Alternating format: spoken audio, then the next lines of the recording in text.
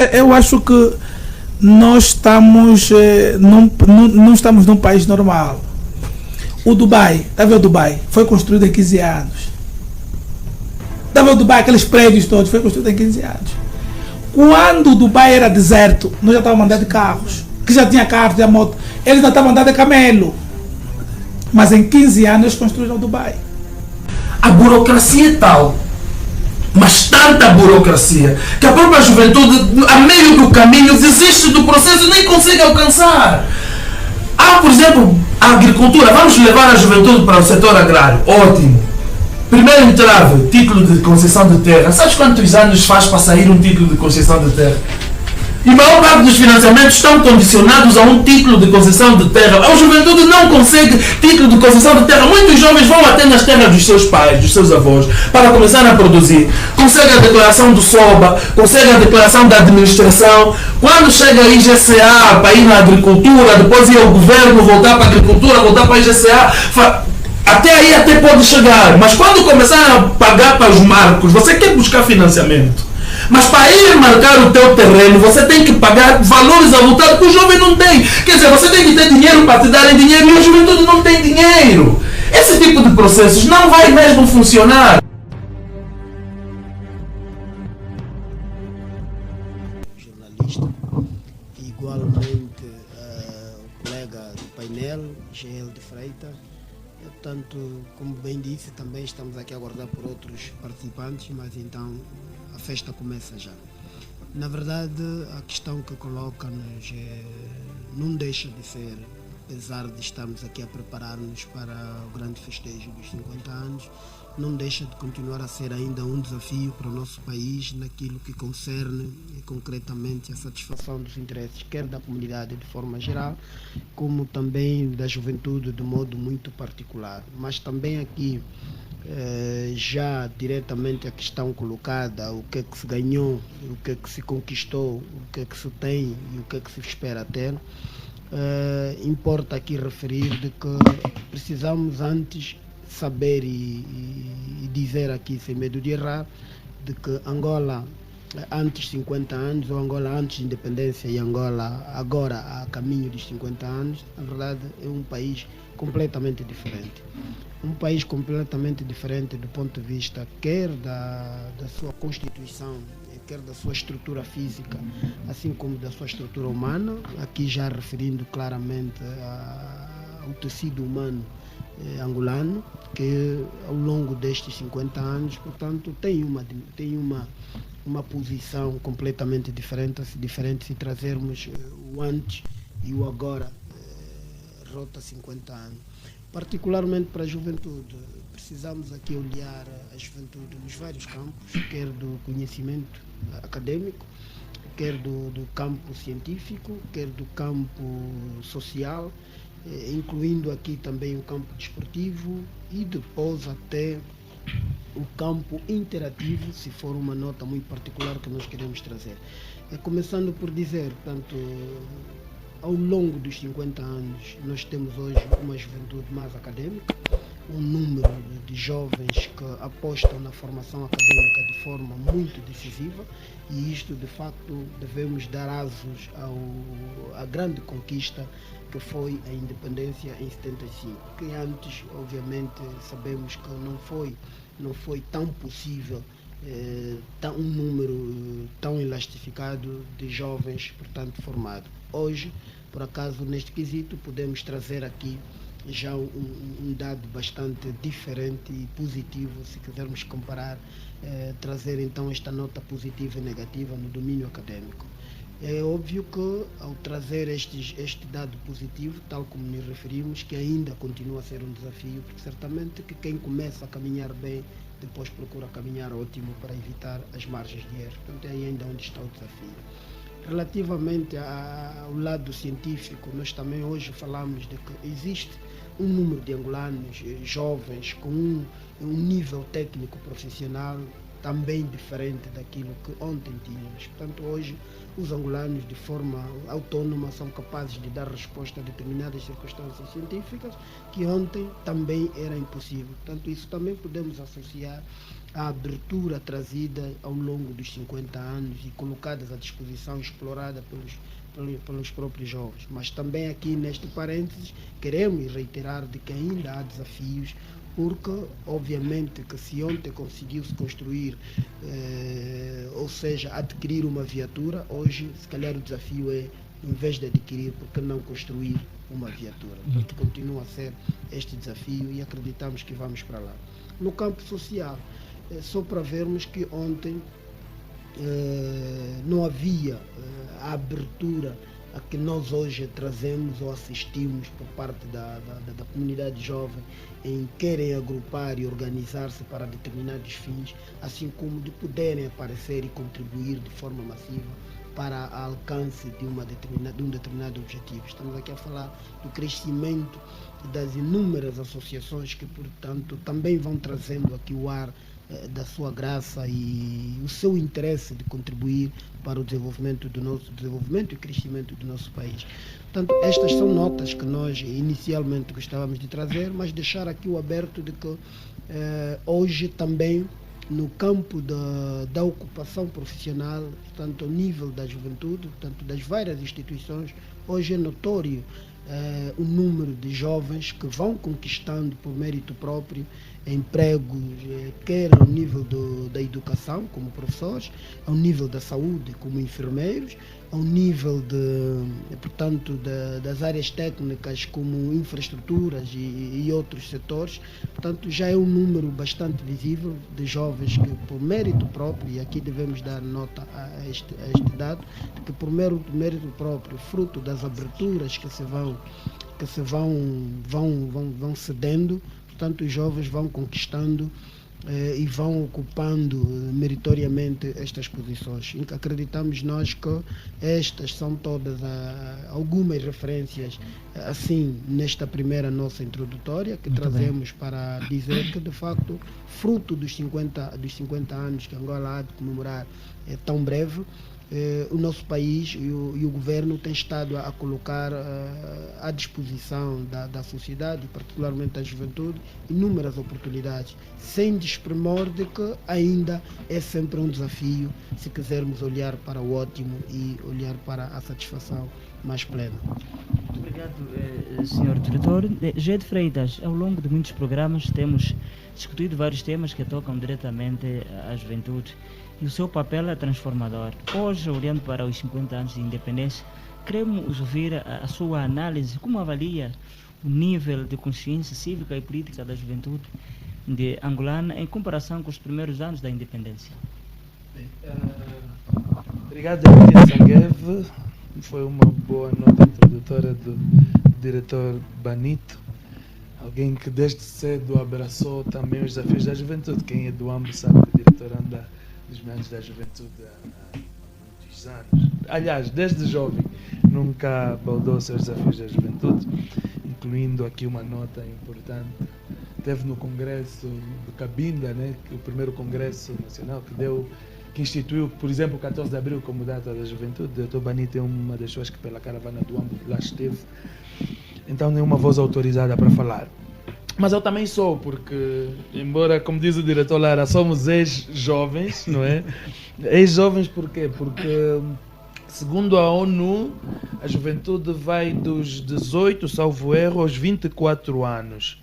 Mas, segundo a União Africana, vai dos 18 aos 35 anos. E a nossa Constituição também subscreve o que diz... A ONU diz de 15 a 24. A União Africana diz que é dos 15 aos 35. E nós também, a nossa Constituição diz que a juventude também vai dos 15 aos 35 anos, que é a Lei 16/11, 16 de fevereiro, a Lei da Juventude, diz que nós vamos dos 15 aos 35 anos. E nós que, por azar, já passamos dos 35 anos, devemos nos considerar já ex-jovens. Mas há uma linhagem que diz que não, juventude é vigor, a pessoa tem que sentir, mas eu não acredito muito não nisso. é a vivacidade? Não é a vivacidade. Juventude é mesmo números. Temos que começar a respeitar as etapas mas senão depois somos adultos e brincamos como criança, porque falamos, não, criança também é um estado de espírito. Não. Há crianças, há jovens, há adultos e há velhos. Preciso estratificar. Agora, a pergunta que me coloca de forma introdutória, e ainda bem que coloca assim, era importante recuarmos um pouquinho, porque estamos a falar juventude versus 50 anos, na gênese da nação angolana. Quando se lutou para a independência, o maior segmento envolvido na luta de libertação nacional era jovem. Embora as lideranças eram de alguma idade avançada, principalmente aqui falamos dos três movimentos, a FNLA, o MPLA e a UNITA, que era o mais velho Oden Roberto, o Dr. Antônio Agostinho Neto e Jonas Savimbi, eram já adultos. Os guerrilheiros da linha da frente, os que faziam o combate na linha da frente, eram jovens, na idade mesmo de jovens. E muitos deles já eram comandantes. Só vê com quanta idade morreram, por exemplo, Nito Alves, que já era um alto comandante das Fábulas. Morreu o herói que deu o 14 de abril. Hoje ainda, com quantos anos morreu hoje ainda? Já era um bravo jovem guerreiro da linha da frente. Morreram todos na casa dos 20 anos. Eram muito jovens, mas com alto papel de responsabilidade na luta de libertação nacional. Então a juventude sempre emprestou esse vigor para os momentos difíceis da história do país. Quando se conquistou a independência? 11 de novembro de 1975. Era importante ocuparem-se os cargos de governação no país, porque houve um vazio de poder, os colonialistas portugueses foram embora, agora era preciso preencher. Os jovens apareceram de novo. Embora já havia alguns adultos, como Lopo do Nascimento, etc. Mas José Eduardo dos Santos, por exemplo, assume um cargo de responsabilidade com na casa dos 20 anos, acho que 27 anos, salvo erro, já era ministro. Então, a juventude sempre esteve no momento da luta, esteve no momento do primeiro governo, da primeira governação. E a partir daí, a juventude nunca mais foi posta, nunca mais aceitou ser posta de parte. Embora defendemos nós, eu e mais alguns colegas nossos, que um dos grandes problemas dos mais velhos hoje é a questão da transição geracional. Há muitos que teimam em deixar os lugares para a juventude, porque dizem que eles não estão preparados, não estão prontos. É esse o discurso que se vende lá fora.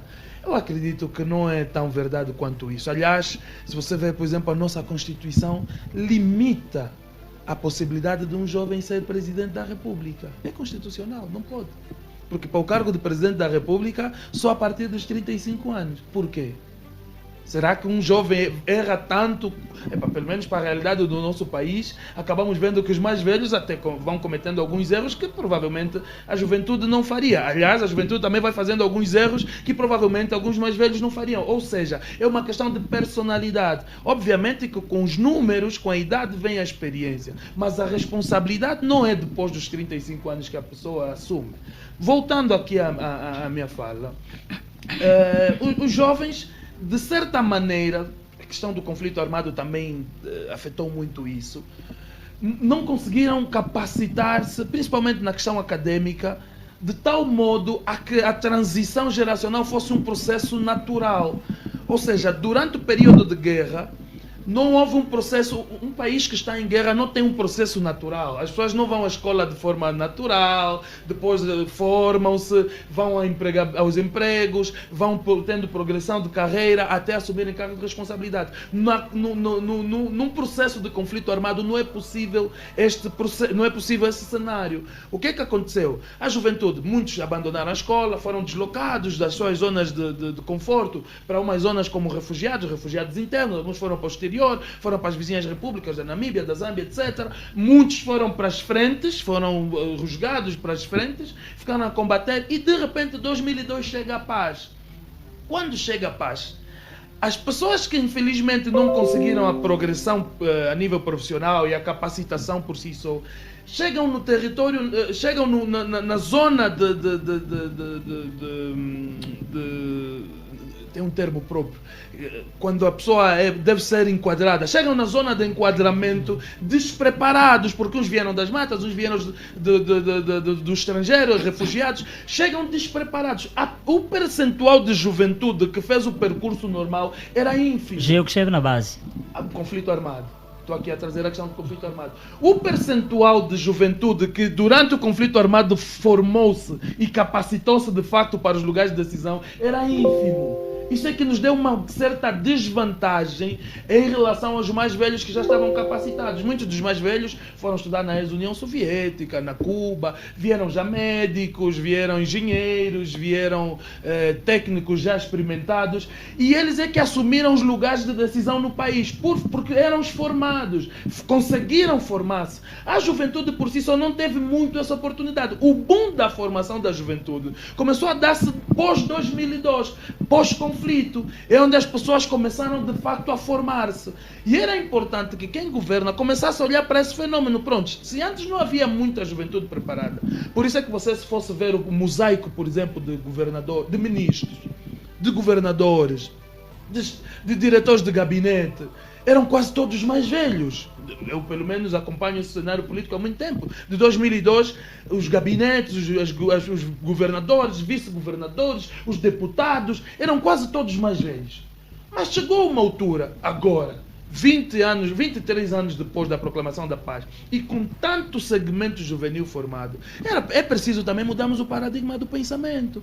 É preciso olharmos que agora há jovens capazes.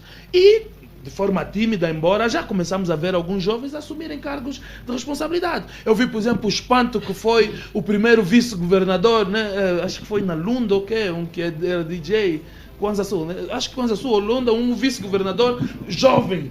Mas não era tão jovem, era na casa dos 20 e tal anos, e o país todo ficou assustado. Um vice-governador jovem. Mas isso não devia ser algo que nos assuste. Mas eu já disse aqui que foi a questão da guerra. Muito bem. O conflito que nos trouxe a isso. Mas agora era importante também vermos que a juventude não pode ter, pelo que o nosso censo diz, né? O nosso censo diz que somos mais de 35 milhões, o último censo, né? Cerca de 35 milhões de angolanos, maioritariamente jovens, né?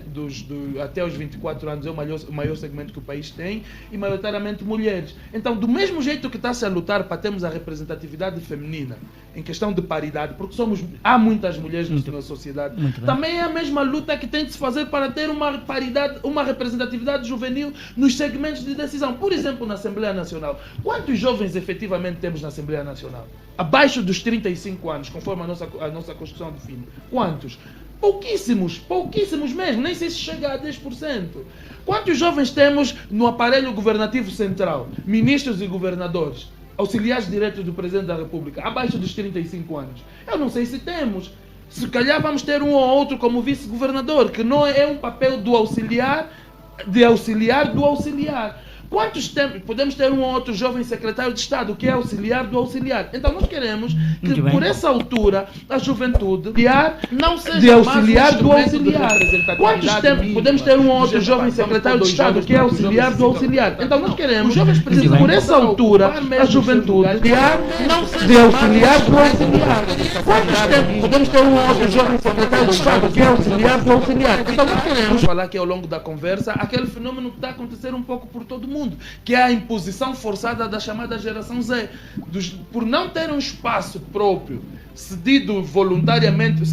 permitido voluntariamente por quem governa. A juventude, como tem muito vigor, começa a se impor, e muitas vezes a forma de imposição não é a mais sustentável, não é a mais saudável, acaba sendo de confronto, de conflito, e depois há esse quebrar de gerações. Nós queremos que os mais velhos, os jovens e as crianças andem no mesmo passo, no mesmo segmento, porque assim é que dá continuidade da sociedade. Se nós quebrarmos a relação entre velhos, jovens e crianças, nós vamos ter sempre uma sociedade fragmentada, e uma sociedade fragmentada não desenvolve. Muito obrigado, José de Freitas. Terminou mesmo o seu tempo para esta primeira fase e o começo da nosso debate. Diretor José, trouxe, portanto, ao de cima uma narrativa que enquadra o jovem em todos os setores. Vamos agora, portanto, falar sobre o desenvolvimento da juventude.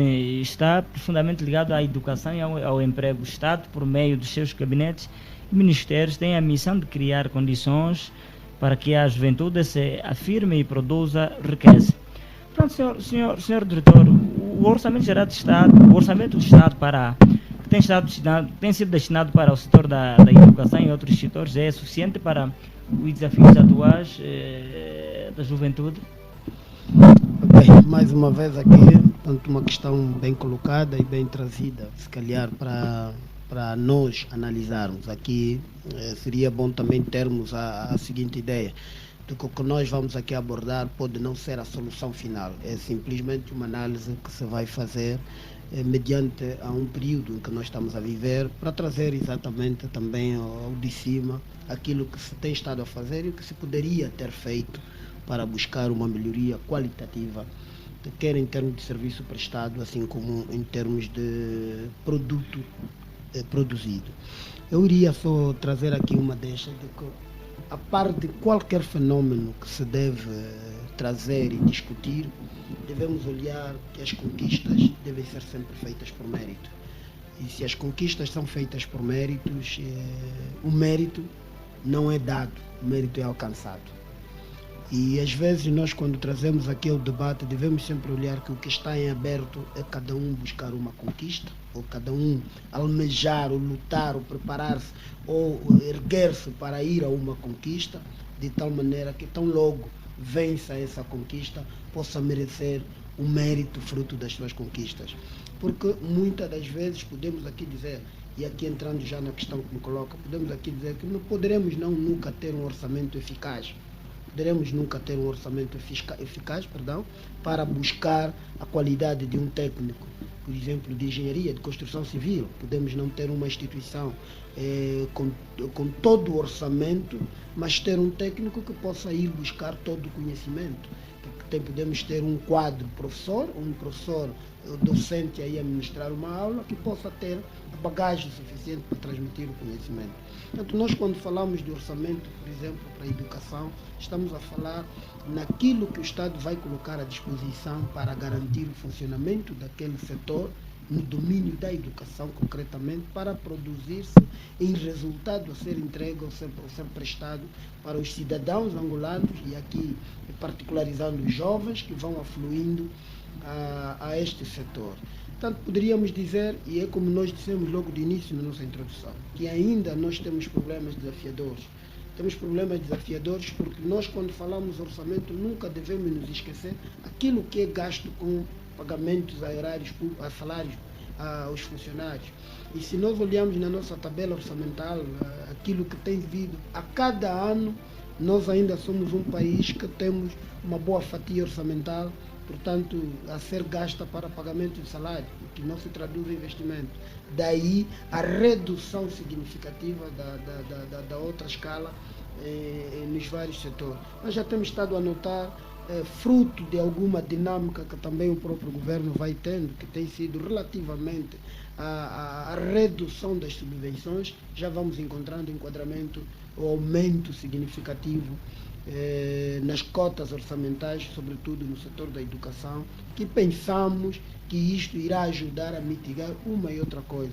E aqui ressalvo, não é suficiente ainda o que se dá ao setor da educação, se nós quisermos ter, por exemplo, todas as instituições escolares com as mesmas qualidades ou disposições de meios para funcionar. Só para olharmos que nós ainda temos escolas, temos alunos, e que serão jovens amanhã, que estudam em situações precárias. Se há um aluno, há um aluno hoje de 10 anos que está a estudar numa escola com situação precária, é óbvio que quando ele chegar a jovem, ir encontrar uma escola como o Instituto Politécnico, aí fazer o superior, tudo aquilo que há de ver será novo. Se será novo, obviamente que isso poderá criar algum constrangimento no seu nível de formação. Portanto, ainda há um desafio. Há aqui um desafio ainda grande, no sentido de que precisamos equacionar, é preciso que se faça um exercício profundo para no futuro haver uma equação que possa traduzir-se em resultado positivo entre o orçamento adjudicado ao setor da educação versus qualidade de ensino que se possa prestar na melhoria das infraestruturas, que é o elemento base para que tenhamos uma formação decente. Portanto, se olharmos nisto, e aqui ressalvo novamente, independentemente desses elementos que são sabidos e são entendidos claramente de que ainda há déficit, porque o orçamento ainda não responde até, podemos aqui dizer, até 50% àquilo que a demanda exige, porque nós hoje há um dado que nós também não devemos deixar de parte, que a demografia populacional hoje é diferente da que tínhamos pelo menos há 20 anos atrás. Estamos a falar de 50 anos, há bairros que não existiam, hoje existem. E automaticamente ficou distante de uma escola, ao ficar distante da escola que existia ontem, então estamos a falar de que há necessidade urgentemente de uma escola. E há dificuldade de termos a escola lá. Há outros que o número de alunos noutrora justificava a qualidade ou o tipo de escola que ali esteve, mas hoje também fruto do crescimento, já a escola não responde à demanda. Portanto, há ainda este desafio e aqui claramente eu assumo que não é suficiente se quisermos olhar assim equitativamente entre aplicação de recursos e qualidade de retorno, não é suficiente para podermos ter isso. Senhor doutor, na sua opinião, a atual política educativa corresponde às aspirações dos jovens do século XXI? Portanto, é todo um contexto, aqui vamos dizer que é todo um contexto que deve ser analisado. Esse contexto versa exatamente no que eu acabei de dizer aqui no fim. Obviamente que trazer uma escola de 7 salas de aula ontem, por exemplo, num bairro do São José, poderia responder à necessidade. Hoje já não responde à necessidade. Trazer uma escola de 12 salas que poderia responder à necessidade vai encontrar outros desafios. Estes desafios vão ser necessariamente na busca tanto a força de trabalho. Estamos a falar aqui do quadro docente. Portanto, estamos a falar exatamente de que tem que haver aqui um alinhamento perfeito. Portanto, as condições que nós apresentamos, também aqui digo, em alguns casos ainda precisam um exercício de ser feito para que haja melhoria. Mas é como nós também aqui referenciamos, de que ao irmos para uma escola, não é verdade que o professor que está lá não tenha condições, porque o que é necessário que tenhamos como desafio para o processo de ensino? Portanto, é o sistema curricular, o programa curricular que a Angola hoje defende, ainda é o programa curricular que se enquadra para podermos garantir formação e qualidade. Agora, o que é necessário fazer?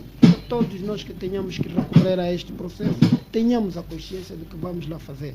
E às vezes há um bocado de déficit nisso. Não descoro que noutros casos ainda também continua a ser um desafio, porque estamos a falar de atos de pessoas e não estamos a falar de um processo de forma genérica que pode ser trazido como um processo deficiente. Muito bem, obrigado, Sr. Doutor. Saúdo cordialmente o presidente do Movimento dos Estudantes Angolanos, Francisco Teixeira, melhor dito. Bom dia, bem-vindo. Bom dia, muito obrigado mesmo. Bom dia também aos meus colegas de painel e bom dia ao vasto auditório. Muito bem, está ainda a respirar um bocadinho, já apanhou uma chuva. Este é o batismo do Planalto Central. Yeah. Exatamente.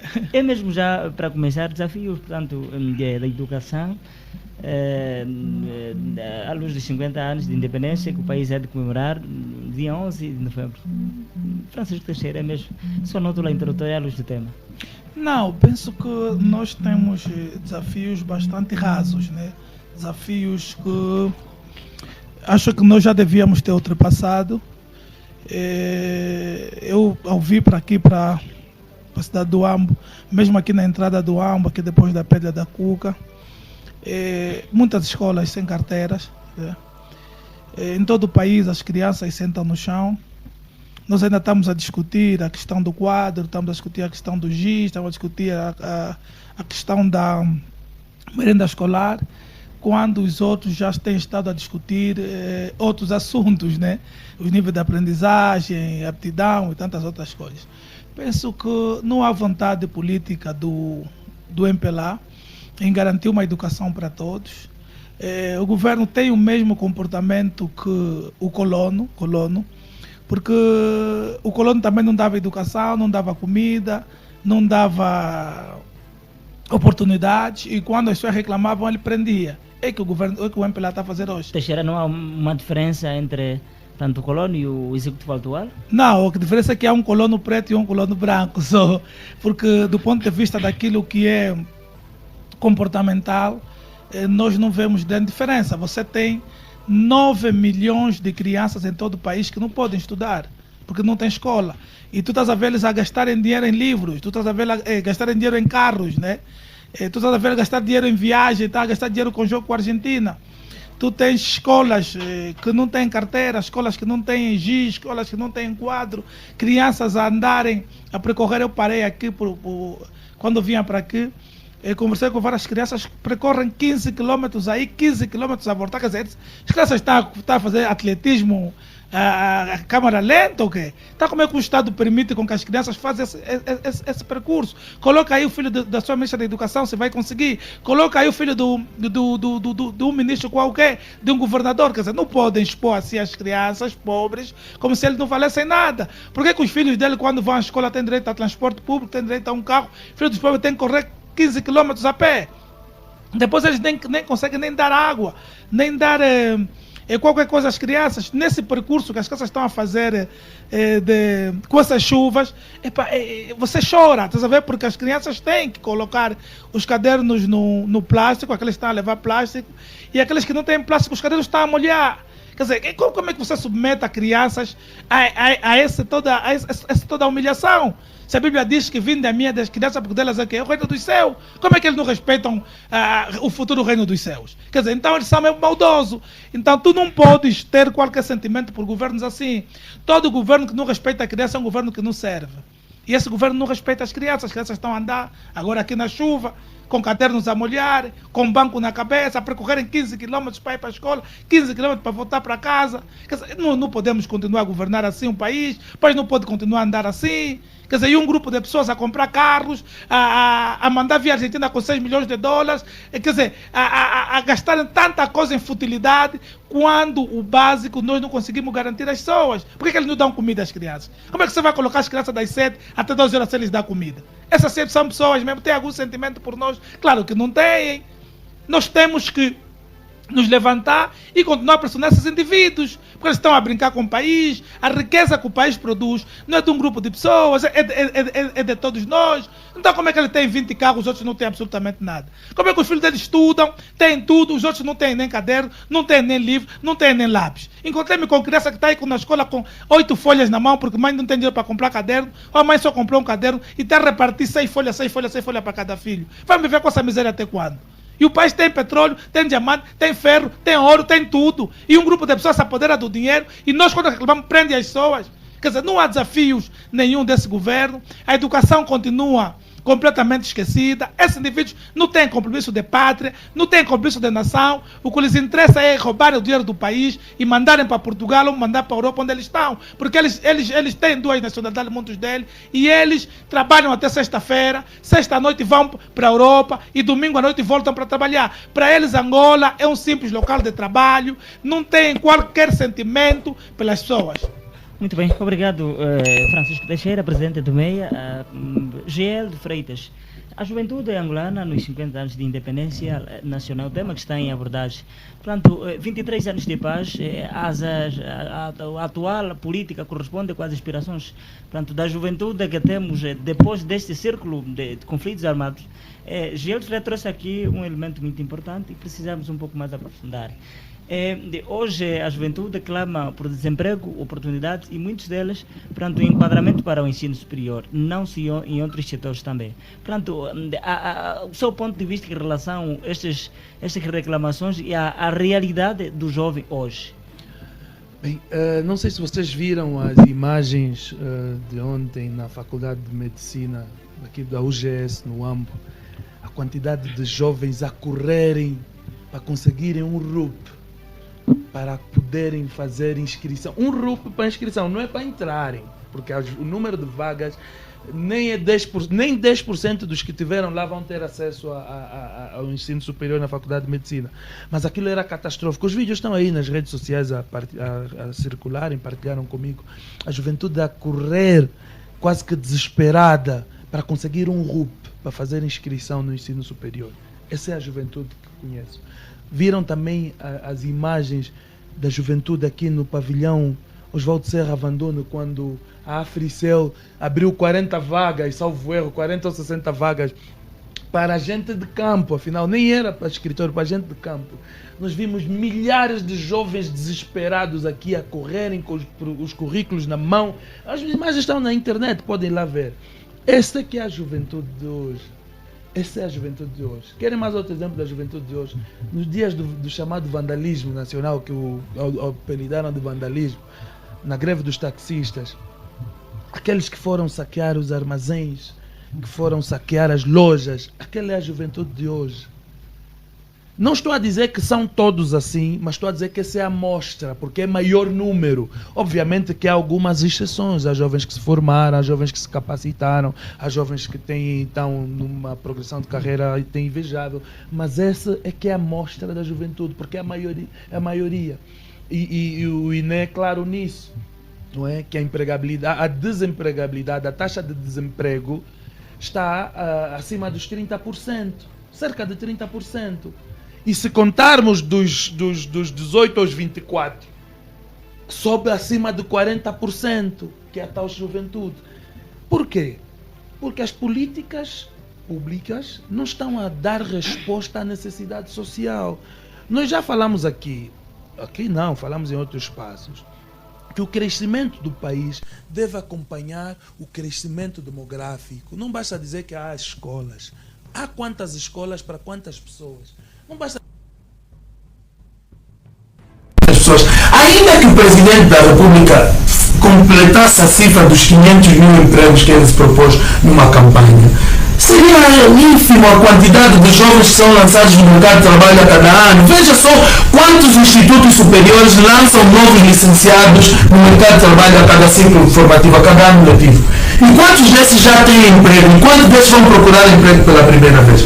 No OGE de mais de 25 bilhões, por exemplo, a defesa continua a ser a prioridade. Depois da dívida externa, depois do serviço da dívida, a defesa continua a ser a principal prioridade. Todo o investimento para emprego e juventude vai entre 100 a 110 milhões de kwanzas, não é? O que quer dizer que continuamos a não ser prioridade. E aqui, com respeito ao diretor do Gabinete da Juventude e Desporto, eu costumo dizer que o setor da juventude e desporto é até triste a cota que recebe para as suas atividades. É triste, com todo o respeito. Em termos percentuais, eu não tenho ideia exatamente de quanto a província recebe, eu só tenho o global.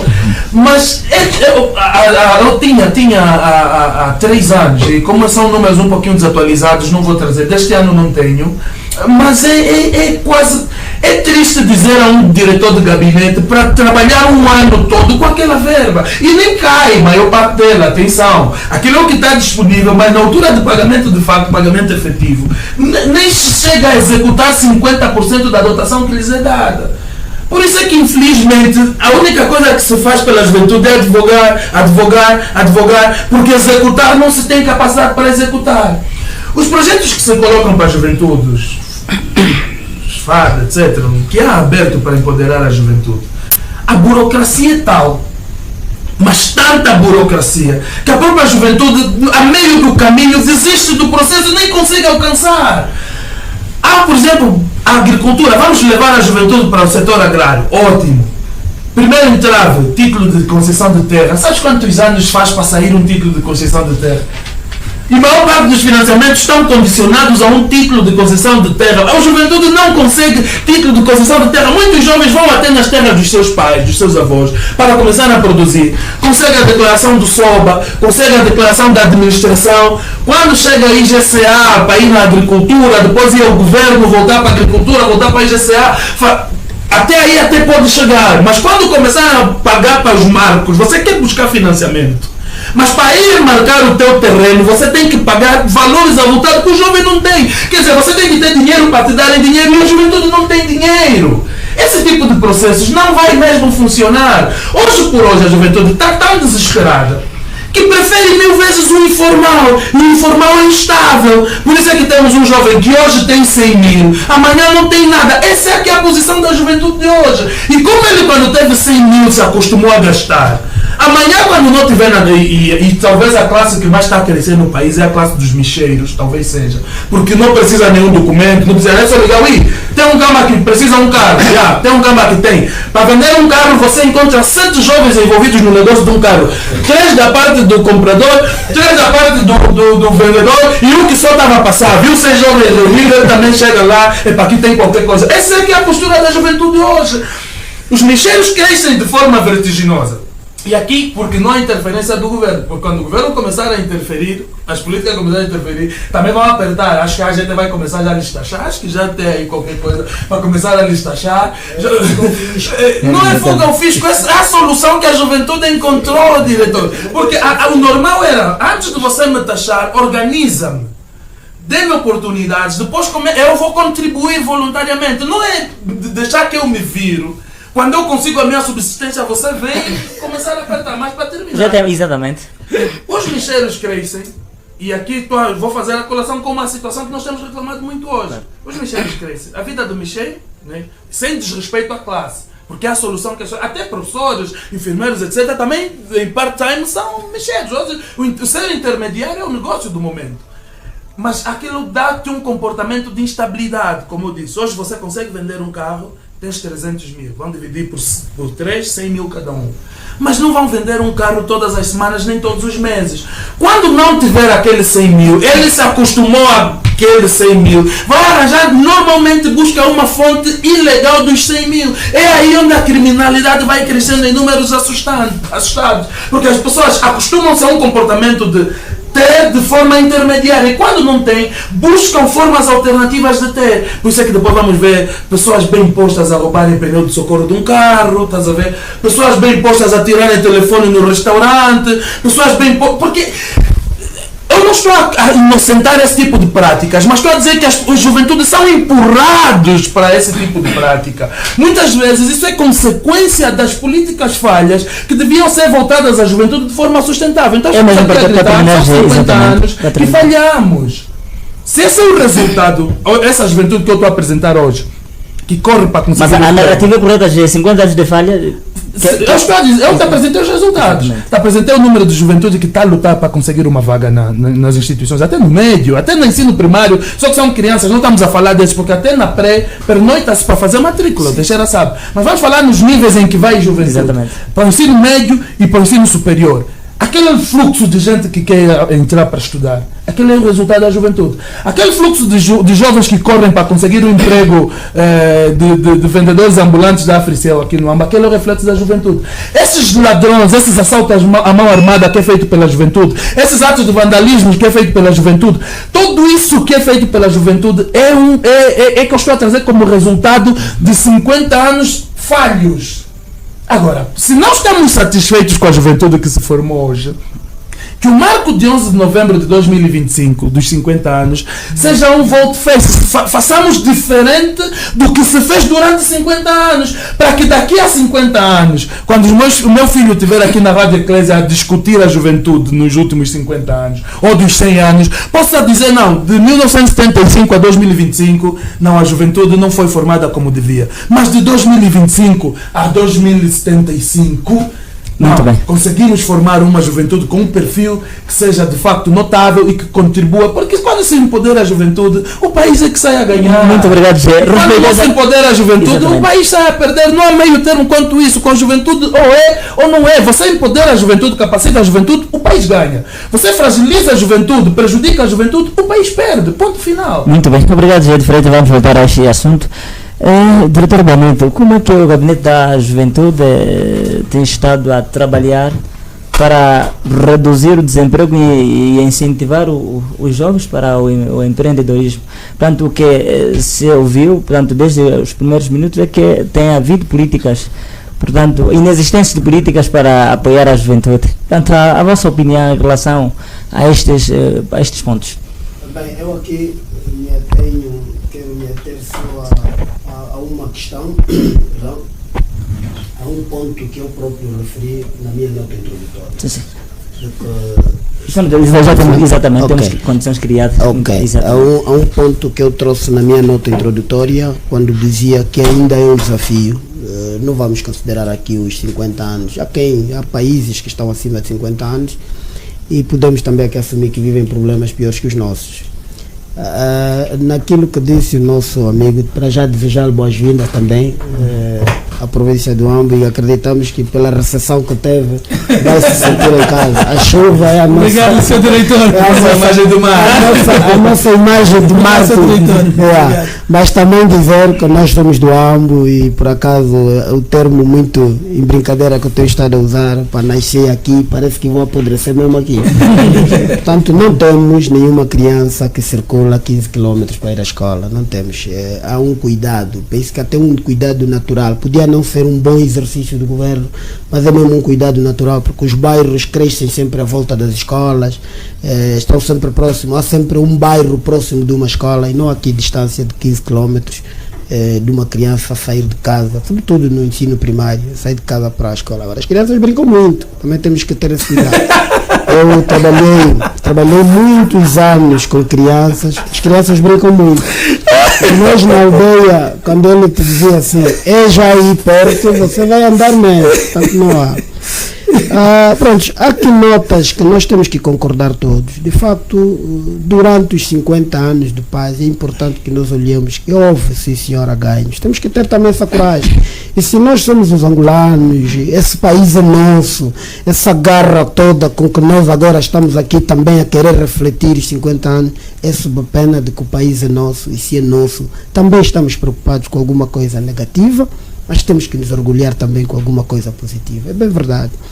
Agora, quando nós falamos de oportunidade, meus caros, e políticas, as políticas não é oferta de emprego. E quando nós falamos oferta, estamos a doar mesmo a custo zero. Doar a custo zero. Angola começou a carecer a dificuldade de acesso ao emprego quando assumiu o protagonismo de realização de concursos públicos, por exemplo. Quando começou-se com o desafio de concurso público, e ao trazer o desafio de que para ingresso à função pública ou para ingresso a qualquer emprego é importante que haja o desafio, porque a um dado momento também Angola começou a dizer assim, pronto, já vivemos um período em que de facto não devia se procurar um PhD, porque era impossível encontrar um PhD, era impossível. Então já temos um período em que é possível encontrar, se existe um acima do PhD, é possível encontrar. Então nós estamos aqui a falar de qualidade, então há necessidade de assumirmos aqui o concurso, para que entre no concurso a qualidade, para que apareça a qualidade para prestar um determinado trabalho. Portanto, assumiu-se esse protagonismo e vamos aqui dizer que esta é uma fase que Angola viveu. Então, se saímos da fase de que o indivíduo com ensino médio, o indivíduo sem habilitações poderia dirigir o país, poderia estar a ocupar um determinado cargo, poderia estar a exercer uma determinada função, evoluímos para a fase de que para determinadas funções temos que olhar no papel habilitacional, evoluímos na fase que para fazer uma determinada coisa podemos consultar a técnicos angolanos. Isto é uma evolução. Se é uma evolução tímida ou já exitosa, também temos que assumir e dizer assim, ainda é tímida, porque gostaríamos mais. É como eu disse aqui, gostaríamos de ter o ótimo. A oportunidade, eu também de forma particular tenho estado a dizer assim, cada um de nós, junto da sua família, espera uma oportunidade. Esta oportunidade é o tio dizer assim, hoje você que vai passear comigo no carro. Nós somos 7 irmãos, tio não consegue levar todos. Então vai selecionar, não é sempre um dia. E cada um que lhe for dado uma oportunidade, portanto, tem que procurar explorar o máximo a oportunidade. Diretor, esta é a política do Executivo? Calma, estou a ouvir para ali. Estou a ouvir ali. Exatamente.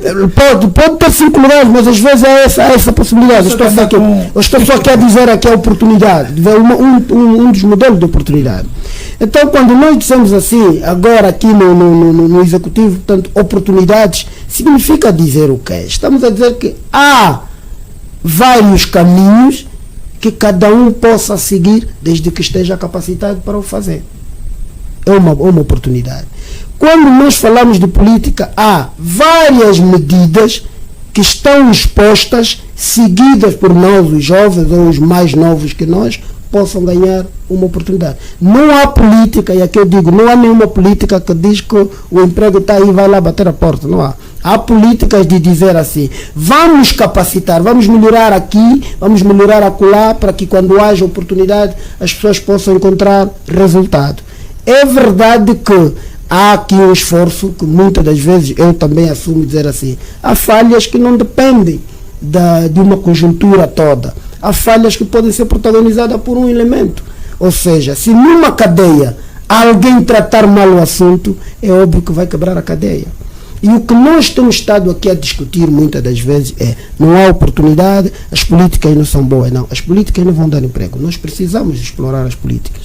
Nós precisamos ir ao encontro. Há aqui uma série de cadeias que se diz capacitação, por exemplo. O que é uma capacitação para obter uma certa oportunidade? Eu preciso ser, aliás, eu devo, não vou dizer aqui preciso, eu devia ser o melhor, e se conseguisse melhor ainda, para poder alcançar uma determinada meta. Porque eu não vou ser o pior e esperar que a política me enquadre. Não vou ser. Não vou Senhor doutor, a cidade de Planalto tem estado completada por enchentes em sedes das instituições na fase dos concursos públicos. Portanto, a minha questão é, como, portanto, convencer a juventude que a educação é a chave do sucesso quando temos mestres pobres e ladrões ou então corruptos ricos? Eu uma vez, numa das palestras, disse assim, não é verdade que quem termina a licenciatura é rico, também não é verdade que quem não estudou é o mais pobre. Não é verdade. Nós temos aqui oportunidades também diferentes. Há quem, sem muita habilitação acadêmica, teve uma oportunidade, geriu com conhecimentos práticos muito naturais e tornou-se empresário de sucesso. E a quem andou pela formação ao longo do período, seguiu a cadência e até pode ter tido a sorte de estar na melhor escola, seguiu a cadeia toda, ensino primário, secundário, terciário, superior, mestrado, não sei mais quantos, e infelizmente aí. Não é, aqui coisas que nós devemos assumir que não é taxativamente linear. A não ser taxativamente linear, entramos outra vez no sentido de oportunidades, que cada um possa ter ao longo do percurso, ou que cada um tenha. E eu, quando trouxe aqui, por exemplo, a questão de tio, era exatamente para dizer isso, de que não vamos aqui crucificar de que por que estudaste, ou estudaste para ser rico, ou por que estudaste e és pobre, ou por que és pobre, devias estudar para ser rico. Não vamos aqui crucificar ninguém, mas o próprio contexto social leva-nos a campos de abordagem diferentes. Por isso é que eu digo aqui, logo na minha introdução, eu fiz o parêntese de que ainda há desafios. Os desafios vão nos colocar sempre esses quadros, de que há uma classe parece supostamente mais rica e há uma classe supostamente ou visivelmente mais pobre. O que fazer para trazê-los ao meio? É esse o nosso exercício. Agora, é verdade que nós, defensores de causas, quer nós com algum cargo político, quer as pessoas com defensores de causa, têm, e aqui eu de facto corroboro, sem que haja apetece de buscarmos insensatamente atos que não nos contraduzem, temos que procurar encontrar uma simbiose comum. Porque é provável que a ideia que o A traz, a ideia que o B traz e a ideia que o C traz, convergidas, possamos encontrar a solução de aproximar o pobre, aproximar o rico para encontrar o médio no meio.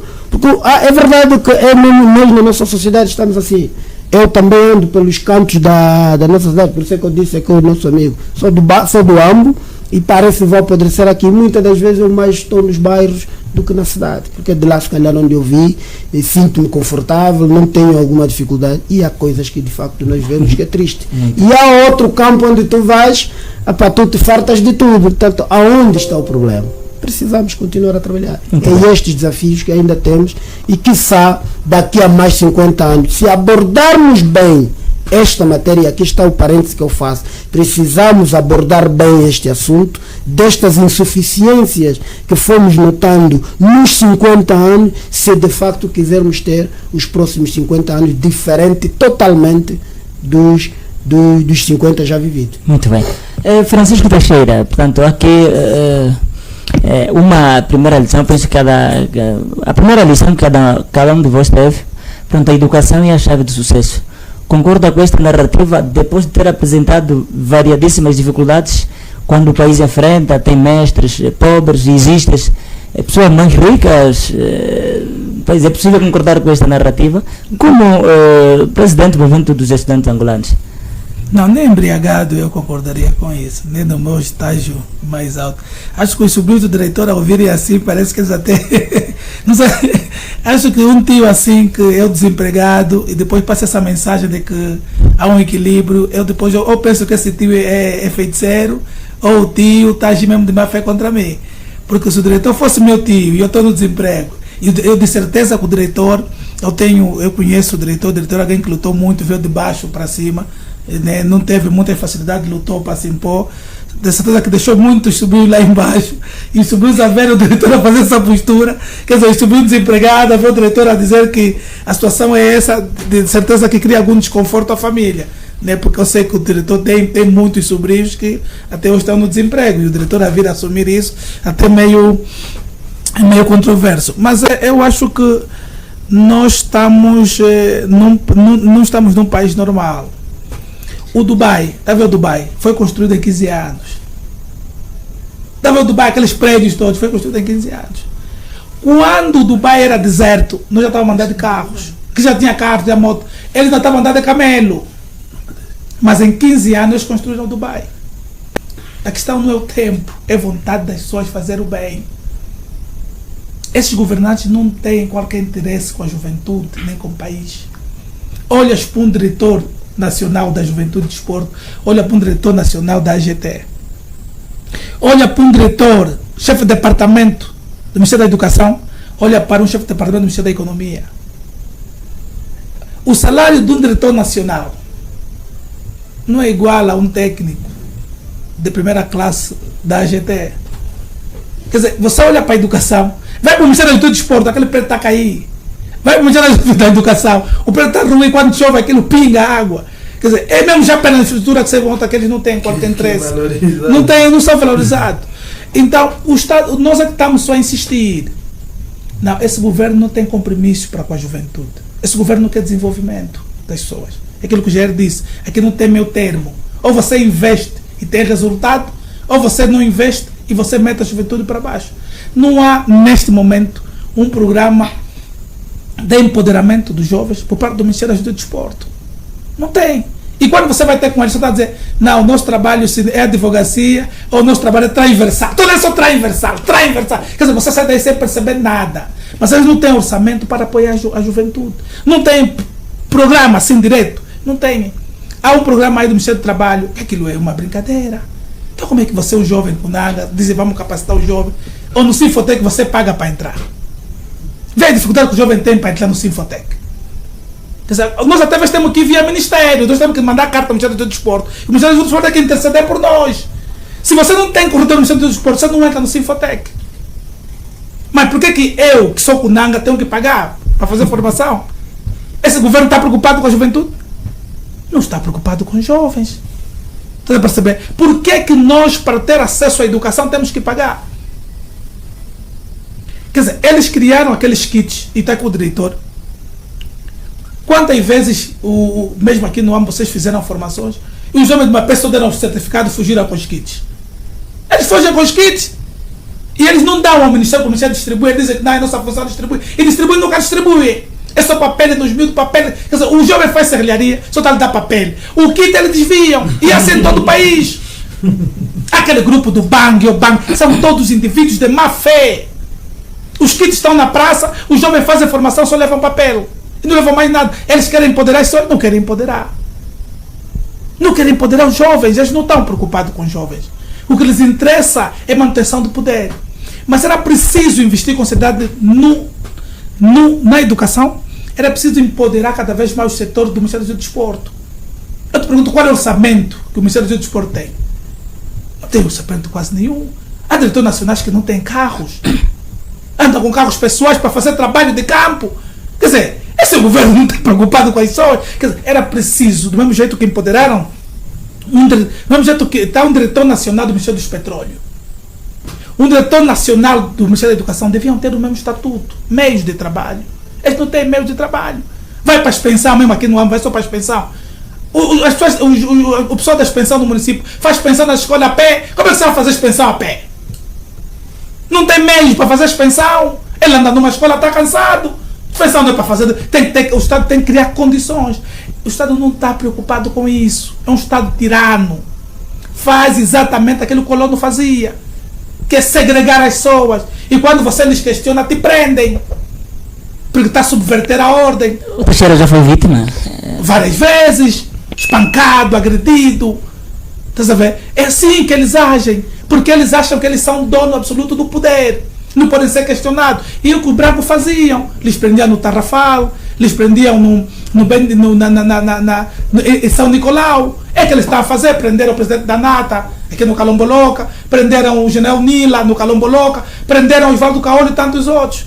É assim que eles se procedem. Mas nós estamos a lhes dizer o quê? Angola é mesmo nosso país. Angola é mesmo nossa pátria. Criem condições para que a gente viva com dignidade. E qual tem sido o desafio do MEIA no de Angola? Os desafios são esses, estamos a te falar. O doutor está dizendo que não andam 15 km, mas não falou se andam quanto. Disse não andam 15 km, mas ele disse andam quanto. Porque ele sabe que 7 km é muito para uma criança. 8, 9, 10, 11, 12 km é muito. Porque o filho do ministro não anda essa quilometragem toda. Ele não é moto, não é carro. O filho do governador, se ele viu o filho do governador aí na escola andar 7 km, viste um dia, ele o carro lhe pôs na porta, lhe leva, lhe traz. E por que os outros pobres têm que andar com um banco na cabeça? O banco na cabeça, banco bem na cabeça, peso bem na cabeça do miúdo. Depois, fim do ano, vem a ministra da Educação dizer houve pouco aproveitamento, os miúdos estão a estudar pouco. Existência escolar. Existência escolar. Depois, agora vem mais um no grupo de analistas, porrada com os miúdos. Este não estuda. Vamos estudar como? Desenho mesmo, desenho para fazer aqui. Desenho, como é que o miúdo vai fazer desenho no quê? No joelho. Não são preocupados. Eles desequilibraram. O setor social, eles não investem com seriedade. O exemplo claro não é a nós, é lá em cima. Você vê um diretor nacional do Ministério dos Petróleos. Não, o diretor nacional do Ministério da Educação não aguenta. Nem um pouco. Você vê um diretor nacional do Ministério da Economia. O diretor nacional do Ministério do Porto não aguenta. Mesmo aqui, vamos só se comparar nós. O representante do Ministério das Finanças aqui não se compara ao representante do Ministério do Desporto aqui. Em termos de meios de trabalho, em termos de recursos financeiros, em termos de que ele absorve. O representante do Ministério dos Petróleos aqui no AMBO não se compara ao diretor provincial de Educação. Teixeira, por que dessa diferença abismal? Agora chegamos lá. Não há interesse do Estado. A partir de lá, aquilo só vem cair. E nós vamos só lutar aqui entre nós com o diretor. A culpa não está com o diretor, está no sistema. O sistema foi criado, desequilibrado. O setor social, eles não investem em nada. Até meio, por isso que eu estou a dizer, as pensões não têm meio para supervisionar a escola. O pessoal do Ministério do Desporto não tem viatura, não tem mais de 5 viaturas, está com o diretor. 5? Não tem mais de 5 viaturas para fazer trabalho. Então como é que ele vai interagir com os jovens? Como é que ele vai no Lundimbale? Como é que ele vai aqui no Sessão do Estado? Se ele não tem carro, vai fazer moto, vai para táxi, tem que pedir bolé. Quer dizer, há aqui uma série de estrutura que o sistema criou que dificulta os funcionários do setor social. E nós aqui zangados vamos só lutar com o diretor. O diretor também não tem carro, não tem cartão de combustível, tem problema de gás, tem problema de comida, porque não tem cartão, mas o pessoal não usa. Existe cartão de combustível? Justifica? Não, o diretor nacional dos petróleos tem, o da economia tem, do setor social não tem nada. É o parente pobre do próprio ministério. Quer dizer, é assim que eles estruturaram o país, desequilibrado. Está vendo desequilibrado? Você está falando, está vindo 2 homens, os 2 são diretor nacional, você vê um está vindo de carro, está vindo a pé, ou está vindo já com carro a soluçar. Você percebe? Então é assim que eles criaram esse país desequilibrado. Mas nós precisamos de lutar, nós estamos chamando de ao governo. Investem com seriedade no setor social. Deem dignidade às pessoas que nos representam no setor social. Deem meios. Capacitam com formação no exterior, como fazem com o Ministério das Finanças, como fazem com o Ministério do Petróleo, como fazem com os técnicos da presidência, vão sempre para o exterior fazer capacitação. Eles não capacitam. Eles atiram só os jovens aí, só preocupam-se com o diretor nacional, com o diretor do CNJ, quando tem manifestação. Querem entender? Mas estão se manifestar por quê? Porque eles nem sabem, porque estão se manifestar por quê? Agora tem que o diretor nacional muito de pá. Mas os jovens querem o quê? Eles não sabem que nós temos fome. Ela até acha que nós estamos a manifestar por vaidade, é ilusão, é moda. Ele acha que nós estamos a manifestar por causa de moda. Quer dizer, nós se não fizermos manifestação, esse pessoal do Ministério do Desporto, o pessoal do CNJ não tem importância para os governantes. Nós é que lhes demos importância quando nós vamos à rua. Eles vão, lhes chamam do ministro, lhes chamam do governador. Como é? O jovem, então, qual é o problema? Pá, se ele for um bom tradutor, vai traduzir a nossa realidade. Se for um baju. Se for mau, vai chegar a dizer, isso também tem ilusão. Eles estão nos mandando, nós já fazemos trabalho de responsabilidade. Quer dizer, ali está o problema. As províncias que encontram um bom diretor, que explicam exatamente o que se passa, e tem um bom governador, algumas coisas são resolvidas. Quando é o contrário, muito bem. tudo. Obrigado, Francisco Teixeira. Já feito. Vamos agora olhar também para os jovens que ganharam alguma oportunidade desde os primeiros anos e até da data, portanto, presente, que vamos comemorar 50 anos de independência. As condições de trabalho, vamos falar, portanto, os professores, os enfermeiros. Vamos olhar também para os jovens que encontraram oportunidades, portanto, nas empresas privadas. Vamos também olhar para daqueles que têm sido motor para a promoção dos cursos técnico profissional. Vou só fazer um recusito sobre 2 pontos que foram aqui discutidos, se me permitem, 30 segundos para cada. Muito bem. Bem, o diretor disse bem que o emprego não vai ser dado, né? E isso traga a colação. Não vão dar à juventude, está aqui emprego, tem que se conquistar.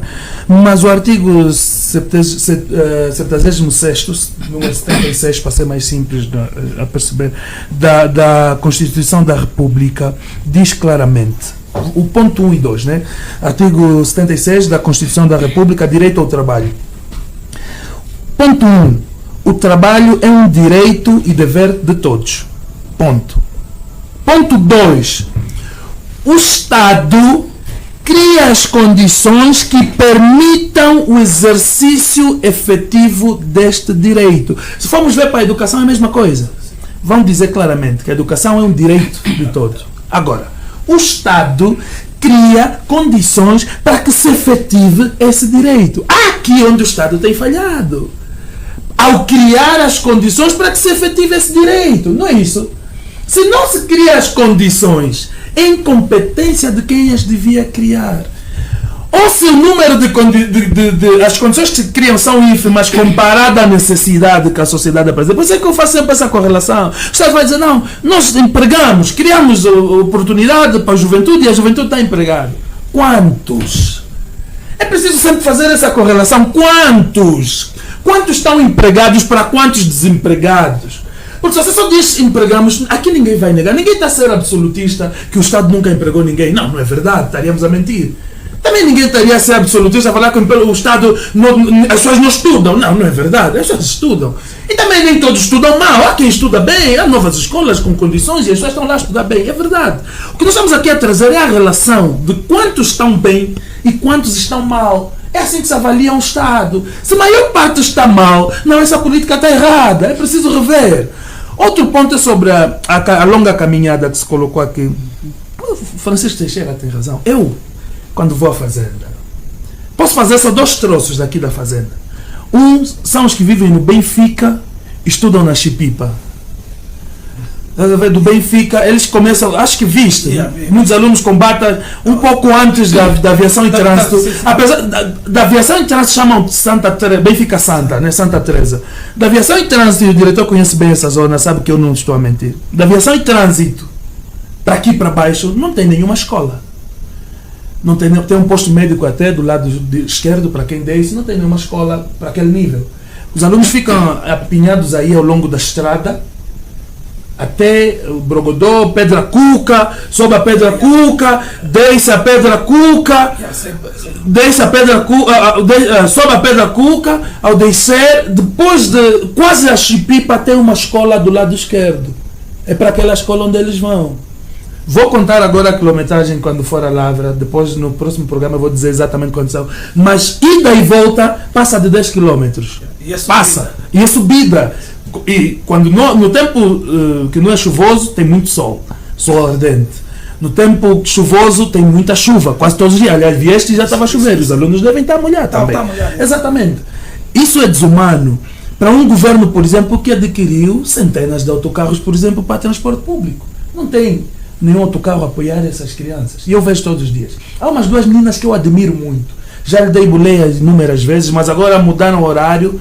Estamos sempre em desencontro, estamos a cruzar ao invés de ir na mesma altura. Eles vivem na aldeia Boa Esperança. Boa Esperança ou Bela Esperança, há quem conhece bem, porque está bem sinalizada a aldeia. Fica entre o Alto Ama e o Londoimbale, antes da Sicília. Tem uma aldeia Boa Esperança, uma aldeia muito bem estruturada. Estudam lá, vivem lá 2 meninas que estudam no Alto Ama. São mais de 10 km, te falo com verdade. São mais de 10 km da Boa Esperança ao Alto Ama. E eu admiro aquelas meninas, quando terminarem a formação, eu vou bater pala para elas. Comecei a controlar, esse é o 3º ano. Elas vão e voltam, sempre as duas, vão e voltam, todos os dias, mais de 10 km. Eu sempre que podia dava-lhes boleia, mas agora, como eu disse, o meu horário de ir e deles das aulas está trocado. Isso é desumano. E o que o Francisco Teixeira disse, nenhum filho do dirigente é submetido a essas condições. Então como é que eles são os nossos servidores se nós os patrões vivemos assim? Não pode ser, está errado. E não podemos defender isso. Agora, se a pessoa vem a público defender isso, apontar o dedo a esse erro, é tido como inimigo, alvo a bater. Não, essa sociedade estamos a construir de patas para o ar. Estamos a construir essa sociedade de patas para o ar. Agora, tu perguntas sobre os jovens que ganharam alguma coisa, e eu já fiz aqui o introito. É verdade que a juventude conquistou algumas coisas. Mas eu, como disse no princípio, é preciso lembrar que isso não é benesse. Conforme muitos dizem, ele é revu, é ativista, mas vive na centralidade. Na cada chapa. A centralidade é constitucional direito à habitação. E o Estado deve garantir que esse direito se efetue. Se eu sou uma amostra de alguém que teve acesso a esse direito e que nem é oferta, todos os meses são descontados 38 mil para o Instituto Nacional de Habitação, para pagarmos a casa. Estamos só a usufruir de um direito nosso que é dever do Estado. Não é favor nenhum. O mesmo se diz para aqueles que conseguiram empregos na função pública. Eu entrei para a função pública com os meus 19 anos. Há muitos anos. Com 19 anos. Não era ainda revu. Mesmo que fosse. Devo ter direito. Eu sou cidadão. Sou angolano. E quando eu entro para a função pública, não me pagam por entrar na função pública. Esse é outro conceito errado. Me pagam por prestar serviço. A cada mês que me pagam é porque eu trabalhei aquele mês. Não me pagam porque entrei. Muita gente pensa que não, ele paga porque lhe pagam porque entrou na função pública. Esquece. Ninguém lhe paga porque entrou na função pública. Lhe pagam porque trabalha na função pública.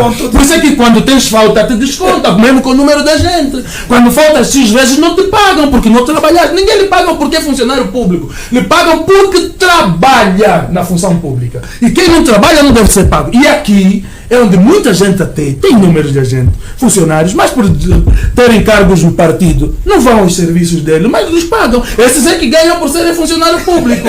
Ficam na reunião do partido, fim do mês, nenhum desconto. Ai de você se descontar um militar por ter cargo no partido. Ai de ti, diretor de escola. Aliás, como são pares, são colegas, nem tocam no colega que foi prestar serviço no partido.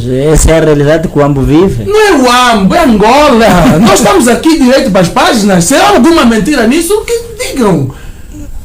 Que digam. Agora, nós, assim, revu, faltar. Eu tive um caso, quando eu trabalhava na banca e na função pública, eu ia todos os dias, todos os meus turnos para o serviço. E não havia luz da rede no Hospital do Cambiote. Havia só geradores. Ainda não havia luz da rede naquela zona.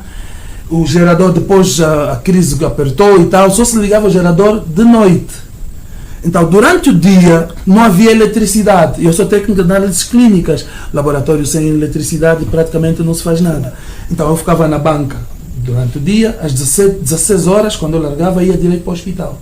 Eu chegava lá, encontrava muitas lâminas de pesquisa de plasmódio, que é a análise que mais se faz aqui, que os meus colegas já colheram, coraram e deixaram ali, porque não dá para ler, não tem eletricidade. As lâminas ficavam aí, no balcão, centenas de lâminas. Era naquela altura do surto de malária. E os bairros adjacentes já, Correia, Santo Tarcísio, já sabiam que aí a luz só vem à noite. Então de dia já não vinham ao hospital, só vinham mesmo depois de ligar o gerador. Era uma enchente terrível à noite. Mas eu, sem barulho, chegava às 16, arrumava e tal, quando a luz vinha, começava a ler, nem dormia praticamente. A ler e a observar e tal. Depois quase nem dormia, 2 da manhã, um sono básico, de manhã tomar banho, voltar para o banco, porque o salário que me pagavam lá era tão mau, tão péssimo, que não chegava para sustentar minha família, que eu tive que arranjar uma alternativa. Vê, eles te colocam numa situação que você tem que encontrar alternativa. E depois, sabes qual é que veio? Fui chamado aqui na administração À medida que não, o colega Jael não trabalha. Não trabalho como? Foi mesmo a minha primeira pergunta.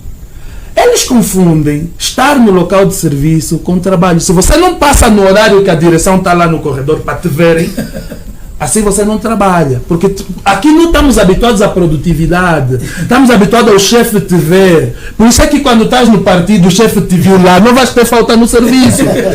Uma pessoa que leu 200 lâminas não trabalha, porque o chefe não lhe viu. Mas o que ficou lá o dia no corredor de cima a baixo a cumprimentar o chefe toda hora, esse é que trabalhou, estás a perceber? É essa questão que nós temos que inverter também esse tipo de ideia, falar que não, o fulano lhe pagam porque é funcionário público. Não, lhe pagam porque trabalha. E eu sou uma das pessoas que eu costumo dizer, a juventude tem que trabalhar. Não há outro caminho para desenvolver o país que não seja pela produção. É a nossa produção que vai gerar emprego. Porque se nós produzirmos numa sociedade que se produz, a produção, quando é muita, o desenvolvimento vem, e com o desenvolvimento surgem novos postos de trabalho. Sabe por que o governo tem dificuldade em continuar a empregar mais gente? Já tem mais 1 minuto e 30 segundos. O governo tem dificuldade em continuar a empregar mais gente porque emprega, mas as pessoas não produzem. E quando não se produz, fica pesado para o Estado pagar pessoas. Eu estou a dizer que a quantidade de pessoas que tem no funcionalismo público, se produzissem de fato, nós teríamos desenvolvimento, teríamos gerado desenvolvimento. Se não produzem, por que tem ordenado no final do mês? Já expliquei aqui. Quem os controla não controla a produtividade, controla o rosto. Mas há sempre interferência do partido. Aqui não é só interferência do partido. O partido é governo. O partido não interfere, o partido é que faz. Interferência é quando o governo é uma coisa e tem um partido que interfere. O partido é governo. Tudo que está errado, ele deve assumir a culpa porque ele é governo, do mesmo jeito que tudo que faz certo leva um mérito. Só que eu costumo dizer às pessoas que o que se faz certo não deve ser louvado, destacado. É verdade que, de forma particular, eu posso dizer ao diretor, enquanto uma pessoa amiga, não, estou satisfeito com o trabalho que faz e tal. Uma pessoa amiga para motivá-lo. Mas não posso vir a público fazer um mapa de feitos do governo a louvar, porque isso é simplesmente responsabilidade dele, que já peca por escasso, peca por defeito. Agora, as pessoas dizem que não, nunca reconhecem. Não, eu já disse aqui que eu sou funcionário público e não me pagam por ser funcionário público, me pagam porque trabalho. Eu tenho uma casa na centralidade, fruto das construções que o governo fez, mas não tenho a casa porque o governo construiu, tenho casa porque tinha requisitos para ter a casa, que é salário compatível, que concorri e fui uma das pessoas habilitadas e estou a pagar a casa. Estás a perceber? Isso aqui não é mérito do governo. Eu me capacitei para ter acesso a esse dever do Estado que é meu direito. Quanta juventude não teve a mesma oportunidade? Quantos gostariam de ter casa e não tiveram porque não reuniram os requisitos? Quantos? Que não tem uma declaração de serviço. Primeiro fator, declaração de serviço para entrar no Ministério da Habitação, para ir para o Ministério da Habitação. Quantos jovens não têm a declaração de serviço? E a declaração de serviço não é só declaração de serviço, com um salário que seja compatível ao nível. E aqui também louvar a posição do Estado, estratificou os níveis, né? Quem tem capacidade paga, renda resolúvel, e quem não tem capacidade fica no modelo de arrendamento, que é 12 mil quadras. Mas só a declaração de serviço por si só já é um fator de exclusão. É aí onde surgem os negócios. Dão a casa a um, mas como não tem, faz o tal chamado trespasse, que é ilegal. Estás a perceber? Então, estamos aqui a dizer, para responder assim, exatamente, que as condições, e até esqueci-me de um ponto que me perguntou muito rápido, as condições de trabalho também, é por isso que eu trouxe esse meu exemplo de quando eu estava no hospital. As condições de trabalho também que são criadas para as pessoas que estão em empregabilidade, muitas vezes é que dificulta o tal processo produtivo. Um hospital municipal que, por exemplo, só tinha luz das 18 às 6 da manhã, não vai produzir porque em 12 horas ou em 8 horas não faz o que poderia ter feito em 24 horas. O professor que, por exemplo, não tem meios suficientes, ou o professor que está numa escola, e eu já dei aulas numa escola. Eu mesmo para terminar. Eu dei aulas numa escola, eu fui professor durante 3 anos, para que consta. Só que as pessoas não gostam de ouvir isso, pensam que as coisas caíram do céu. Não, nós trabalhamos muito, não vou te mentir. A gente começamos cedo, trabalhamos muito. Não, nós trabalhamos, eu sou mesmo jovem, passei agora da idade da juventude, mas trabalhamos muito. Eu fui professor durante 3 anos, numa zona recôndita no Longonjo, onde os alunos chegam às 10 horas. E você não pode lhes mandar vir antes, porque eles atravessavam uma mata do Mande para a zona onde eu tinha a escola. Atravessavam uma mata que eu não podia lhes mandar vir antes. Chegavam às 10, Exatamente. às 12h30. Temos que sair, porque o período da tarde vai estudar. Então como é que eu vou exigir que o professor seja um professor que aplique na prática aquilo que aprendeu na academia, quando as condições que o Estado devia criar para que ele aplicasse não fossem iguais? Aquilo, aponta o dedo sim a uma franja da juventude que é preguiçosa, existe, que não se entrega, existe, mas aponta o dedo mais ainda a quem devia criar as condições de trabalho para que os profissionais no seu local de trabalho fossem o máximo competente para produzir, porque só um país que produz é que gera oportunidade, gera desenvolvimento, e com o desenvolvimento cresce o número de possibilidade de empregar outros jovens. Obrigado, GL, por esta nota. Vamos descontar o seu tempo no fim. Falou mais do que exatamente. E exatamente, vamos estabelecer a igualdade. Doutor Banito, o artigo 80 ainda da Constituição da República diz que os jovens gozam de proteção especial para a efetivação dos direitos econômicos, sociais e culturais, nomeadamente no ensino, na formação profissional e na cultura, no acesso ao primeiro emprego, no trabalho e na segurança social, no acesso à habitação e na educação física, no desporto, no aproveitamento dos tempos livres. Ultimamente temos vindo aos quatro cantos do país, as constantes manifestações, muitas delas carregam a destruição de bens públicos e outros meios, não só públicos e privados também. Como tem sido a política do gabinete da juventude, portanto, incapacitar a juventude, quer, portanto, na formação profissional, na cultura, no próprio desporto? E por que nós não temos, portanto, oportunidade? Não tem se notado, nunca se notou ainda, portanto, concursos para habilitar jovens para o desporto diversificado, e não só o futebol, como é domínio de todos. O que realmente o vosso gabinete tem estado a fazer para formar a juventude e dirimir essas situações que também acabam desfazendo aquilo que de facto já é um passo dado para o nosso país? Bem, eu começo por dizer, antes de ir diretamente à questão que coloco, que acaba sendo uma questão longa, mas nós podemos convergê-la em aspectos muito mais detalhados. E aqui num primeiro senão eu iria colar aquilo que disse o GL. Portanto, nós não vai haver, e os artigos estão aí claros, sim senhora, os artigos não dizem que é para dar emprego A, ao B, ao C, não há. Isto, como cidadão, e aquilo que o GL disse, nós temos que trabalhar. O que o GL contou, a história dele pessoal, portanto, por conseguir a residência no Loçambo, é uma conquista. E essa conquista é mérito dele mesmo.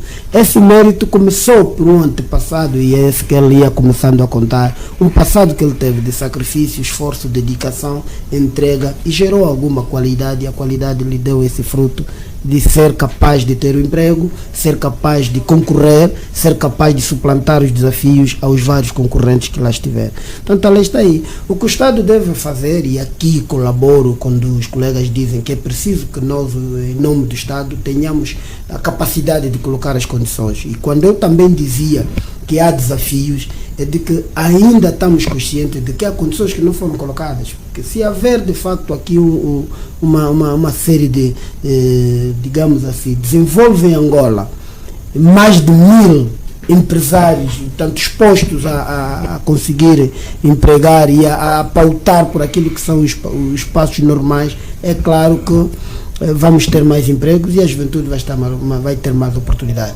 Se nós, governo, por exemplo, colocamos à disposição uma série de infraestruturas desportivas, é óbvio que, tirando os campos de futebol, e eu até quando falamos de futebol, eu gosto de particularizar, e como profissional, particularizo mesmo como profissional, embora às vezes somos entendidos mal, porque o futebol é das modalidades mais simples de praticar. Mais simples, nós jogamos bola na rua, e a quem se formou bem na rua, na estrada, é mais fácil. Então, quando nós falamos de infraestrutura, estamos a falar de quadras para trazermos outras modalidades, que também, da mesma forma que está a ir agora na bicha, no Politécnico para fazer inscrição, não queria fazer saúde.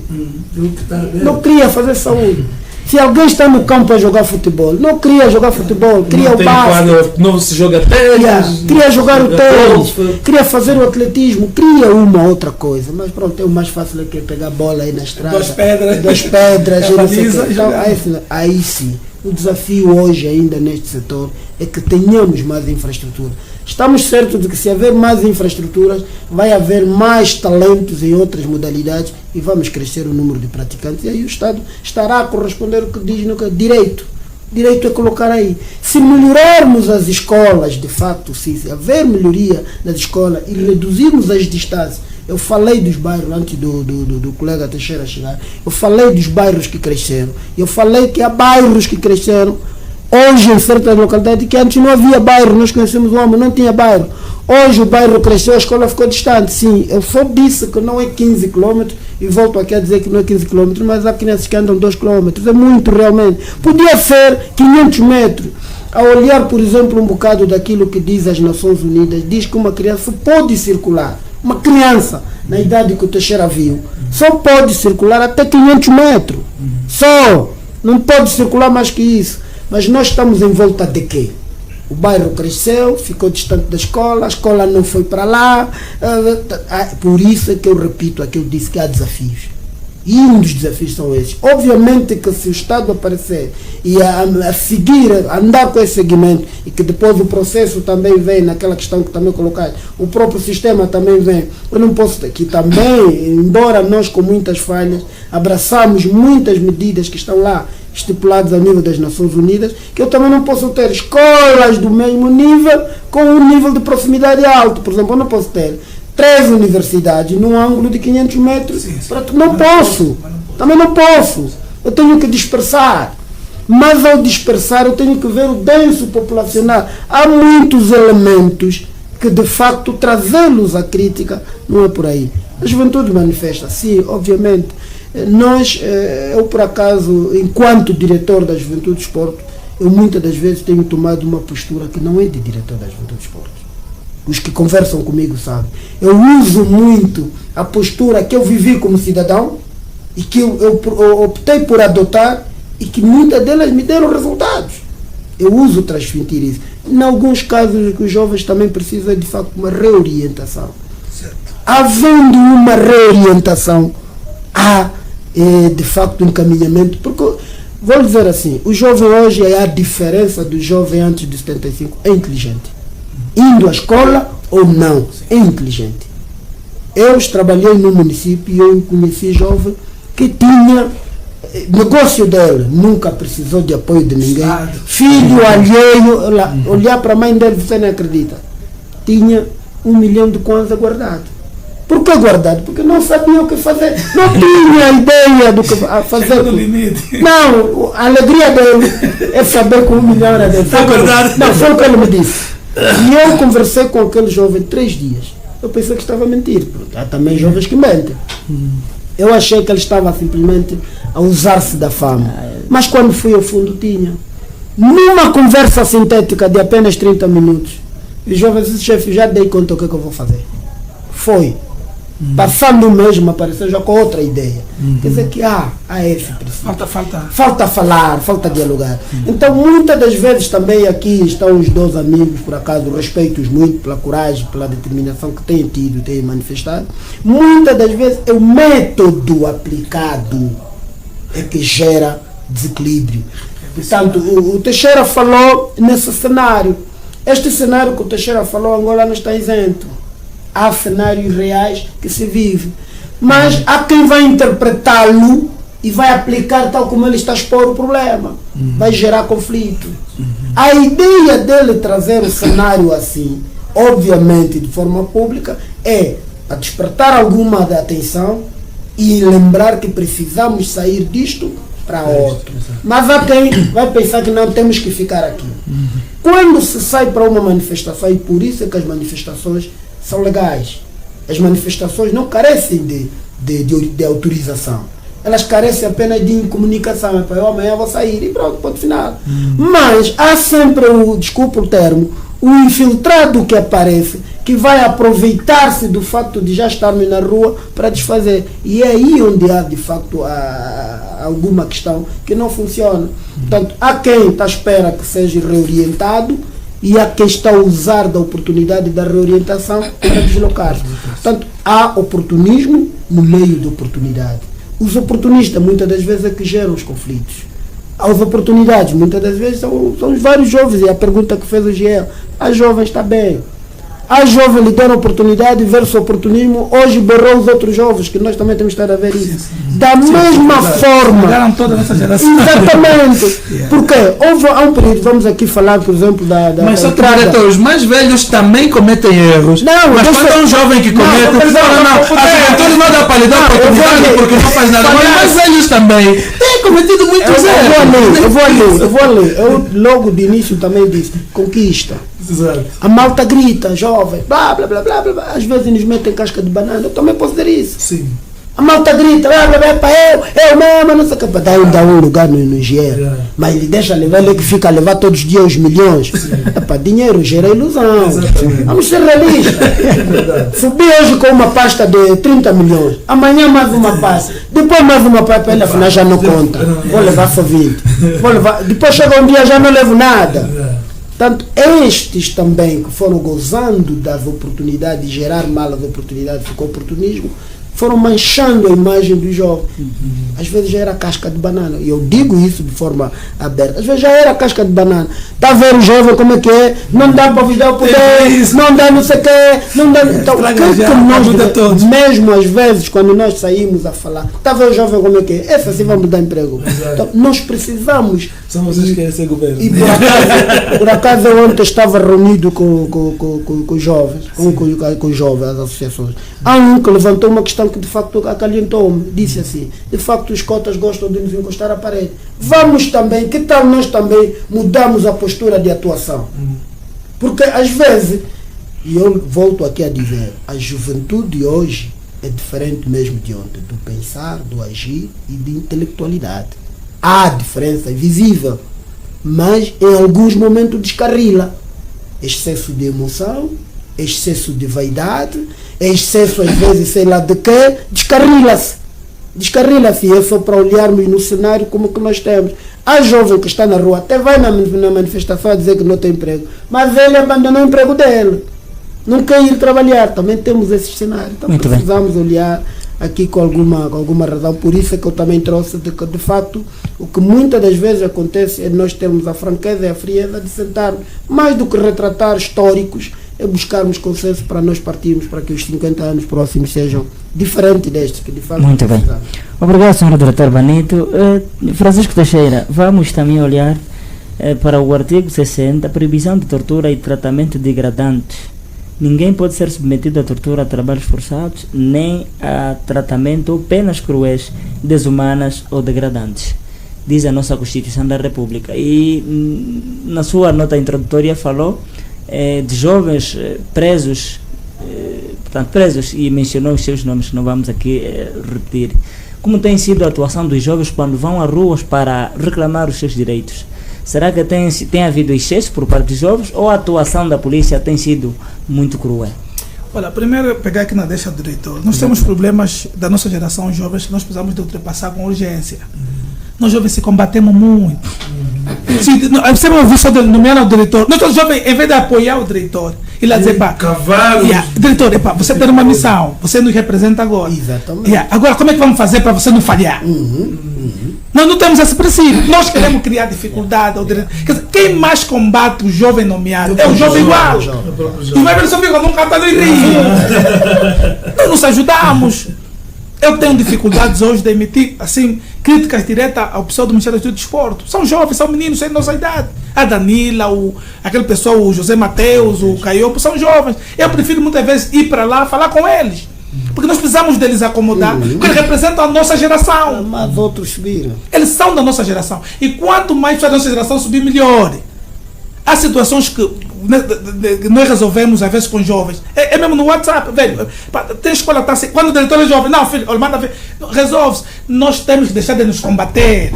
entre nós jovens. Quando nomeia um jovem, outros jovens não dormem, ficam tristes, não comem, mas não é assim. Você quer nomear mais um mais velho? Quando é que você vai tomar poder? Nós temos que nos solidarizar um com o outro. Não importa em que equipa está. Eu estou aqui no Petro, nomearam um gajo de agosto lá. É jovem, vamos apoiar para ele não falhar. Porque se ele falha, falhamos todos. Mesmo que está aqui, vamos atingir telhaço. O diretor está aqui, se o diretor falhar, falhamos todos. Então nós temos que apoiar ali onde é necessário. Se ele vai dizer que o governador lhe deu uma missão de encher uma sala para uma atividade do governador, nós se temos, metemos lá, o jogo deve ficar cheio. Mas não, olha, ninguém vai lá. Aquilo fica vazio, olha, o gajo sofreu. Quer dizer, você se perder, nós é que estamos a se prejudicar. Porque nós lutamos entre nós, enquanto os mais velhos estavam bebendo, nós estamos a lutar só entre nós. Yeah. Esse é o outro problema. Agora, essa questão das agressões, eu penso que o governo ainda acha que quem faz protesto quer tirar o governo do poder. As marchas dos jovens não é para tirar o governo do poder. Mas não é o propósito, Teixeira? Não, mas para quem entrar? Assim eu tiro um governo para meter um partido que não é eu que estou a governar. Não, o objetivo não é tirar o governo do poder. Os objetivos é mesmo chamar a atenção do governo sobre determinadas coisas que não vão bem. E o governo tem que aprender já a viver com isso, que as pessoas precisam de reivindicar, de ir para as ruas, de forma... Não é para tirar o governo, não é para criar o caos. Se você vai bem no Nepal, as pessoas fizeram a manifestação, estavam aí no palácio. Aqui em Angola, as manifestações, quem foi no palácio? Aqui estavam ali no armazém, era fome só. No primeiro era só fome, é só uma caixa de concha para comer. No Nepal, as pessoas estavam mesmo no palácio, nós estávamos só aqui, é só ver um armazém aberto, uma cantina, entramos, tiramos, as pessoas tiravam comida, então era fome. Não é avisado e não é verdade que as pessoas querem tirar o governo à base da força. Isso não é a nossa missão. A nossa missão enquanto sociedade civil é pressionar o governo a todos os níveis para que crie condições e dê mais espaço à nossa geração. Porque nós estamos numa luta de geração já. Há uma geração que chegou há muito tempo ao poder, em todos os capítulos, e não quer deixar que a outra geração sobe. Agora, é preciso que nós, enquanto jovens, andemos juntos, né, solidários um do outro, para que mais jovens atinjam o poder, porque o diálogo entre os jovens é melhor. Se o general não estava general mesmo que está a mandar, fora mesmo da nossa idade, nós vamos conversar bem. Agora, quando o general é mais velho, tem barba, você chega, você tem medo, primeiro eu estou mais velho. E nós, por cultura, respeitamos muito os mais velhos. Por valores mesmo culturais. O mais velho, o teu pai, por mais que seja um pai que não te deu educação, nunca te ligou, não te tratou bilhete para você, no dia que você lhe dá uma chapada, você perdeu toda a razão. Até se papando a pedra, é para esse homem, está se papando a pedra, ele tinha batido o pai, você não sabe disso. Todo mundo vai mesmo nascer, não vai evoluir. Quer dizer, são situações normais. Então, nós temos que apoiar cada vez mais jovens para que subam. Esse é o nosso grande problema. E nós estamos a nos combater maluco. Quer dizer, porque é mais velha, você vai fazer como? E você chega lá, tem que chegar com a educação, porque ele é mesmo, acima de tudo é tua mãe velha, tem que ser tua mãe. Então nós temos aqui desafios que a nossa geração precisa de entender. A primeira coisa, os mais velhos já fizeram a sua parte, chega. Eles, quando o país esteve na mão do colono, eles lutaram com o colono. Com katana correram com o colono. Eles lutaram entre eles, depois chegaram ao país e fizeram a paz. A missão deles acabou. Quem vai desenvolver o país é a nossa geração, somos nós jovens. Eles têm que descansar já e deixar os jovens começar a assumir o poder para nós avançar o país. Porque a missão que Deus lhes deu já terminou depois de que eles fizeram a paz. Agora é preciso que eles, nos partidos todos, em todo o setor da sociedade, façam alavancar a juventude, porque nós é que somos dessa geração digital. Você vê a facilidade com que as crianças de 3, de 5, 4 anos mexem nos telefones digitais. Mesmo sem ir para a escola, entra na galeria, eles sem explicação, mas ele consegue jogar, consegue fazer vídeo, consegue gravar vídeo, consegue meter batom. Quer dizer, mas não foi na escola. É a nossa geração. Mas ele tem que entender de uma vez por todas que chegou a nossa vez. Teixeira, mesmo para concluir, já estamos no fim da nossa abordagem e muito obrigado por ter aceito o nosso convite. Os aspectos a mensagem, portanto, de apelo ao Executivo para melhorar e capacitar mais a juventude. Primeiro, ao governo era capacitar melhor os jovens, dar liberdade a setores importantes, Ministério do Desporto, Ministério da Educação. O Ministério da Educação precisa de maior investimento para garantir maior fiscalização. Eu te disse aqui que aquele pessoal das pensão não tem carros, andam a pé, e não se faz pensão a pé, é brincadeira, é tudo menos pensão. O Ministério do Desporto não tem meios para trabalhar. Os técnicos do Ministério do Desporto em todo o país são pobres, dão pena, né? Porque não tem capacidade. É só se dizer mesmo aqui no diretor, eu vi com certas jovens, quero que me pague as hotéis, me pague como 7 dias, eu estou a saltar aqui a fugir. De diretor vai meter essa informação. Não é porque o diretor é mau, ele não tem meios de trabalho. É isso que nós não queremos. Nós queremos que os diretores sejam equipados com meio. Eu cheguei aqui, eu bato a porta do diretor, estou a andar com 7 jovens, eu só tenho dinheiro para pagar 2 dias, eu vou ficar aqui 7 dias, o diretor vai pagar os 5, está bem. Ele tem meios. Agora o diretor até se não tem meio, quando ele falar que eu estou com 7 jovens, o diretor desliga o telefone e finge que o telefone perdeu. Quer dizer, lhe metemos numa situação difícil. Então temos que criar meios para essas pessoas.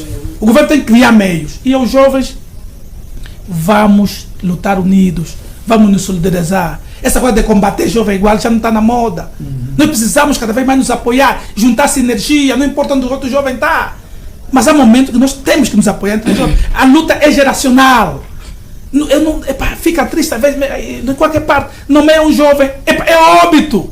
Todo mundo está triste, combater o outro também já não começa mais a dormir porque combatem todo. Não, isso não é. Não vamos criar um país que nós queremos, que sonhamos. Nós precisamos de aquelas pessoas forem nomeadas, nos dá o apoio necessário para que ele faça bem o trabalho e a nossa geração comece a ocupar espaço de forma gradual nos lugares-chave do país. Lugar-chave não é na educação, na saúde, só segurança, da escola, não. É no Ministério das Finanças, no Ministério dos Petróleos, está na presidência, está no Banco Nacional. Nós temos que sonhar, o país é nosso. Nós temos que sonhar mesmo, estamos na presidência, temos que sonhar, está no Banco Nacional, está no Ministério das Finanças, está no Ministério dos Petróleos, tudo isso aqui está vendo na Angola. Você pode trabalhar, você é angolano. Uma coisa que vai te pedir seu bilhete, você é angolano. Quem depois você entrar trabalhar na sua Angola? Trabalhar na Indiana, na sua Diama. Sonha! Não senta só porque. Não, você vê mesmo pessoas estudando. Função pública, número da gente. Ele estudou no momento, velho, o custo público da educação é 4. Mas você também são só professores.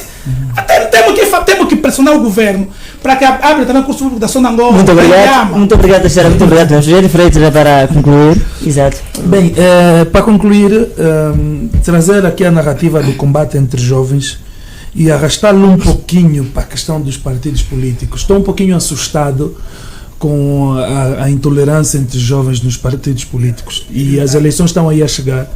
O AMBO é conhecido por ter muitos factos de intolerância política.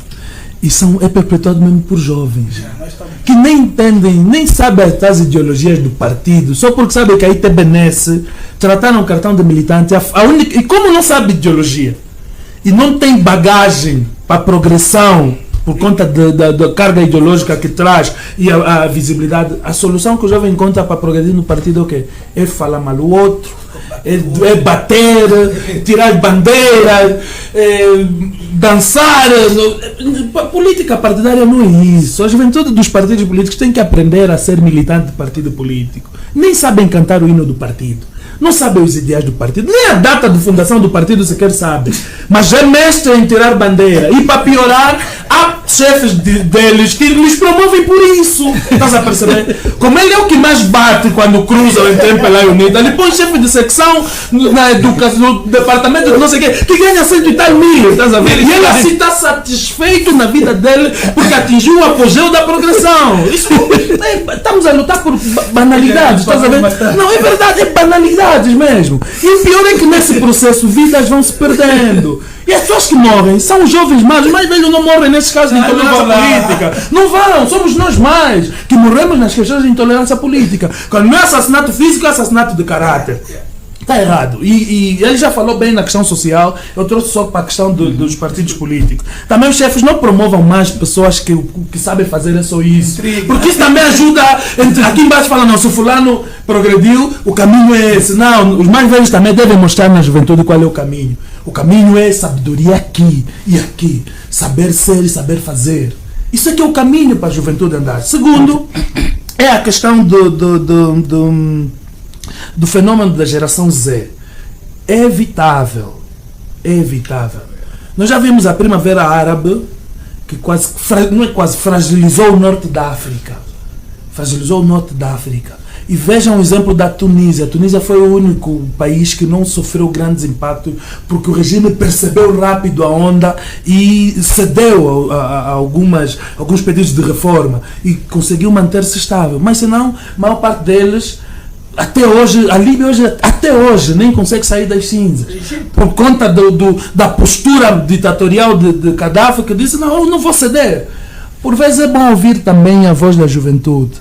Vimos na Primavera Árabe estamos a ver agora a chamada geração Z um pouco por todo o continente. O continente não, pelo mundo, porque temos na Colômbia, temos na Madagascar, temos na África, temos na América, temos na Ásia e temos na Europa, na França, aquelas revoluções francesas, né? A revolução na França, que já transcende os coletes amarelos. Estou aqui a dizer o quê?